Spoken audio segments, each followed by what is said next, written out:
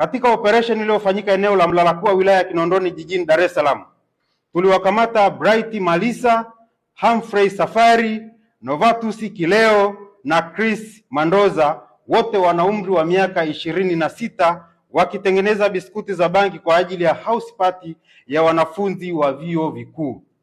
Watuhumiwa hao walikutwa na biskuti 140 za bangi, puli 8 na paketi 9 za bangi zenye jumla ya kilogramu 2.858.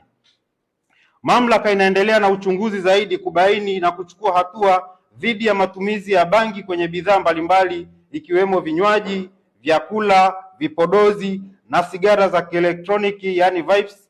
Uchunguzi uliofanyika na mamlaka umebaini uwepo wa viambata vya bangi kwenye baadhi ya bidhaa hizo.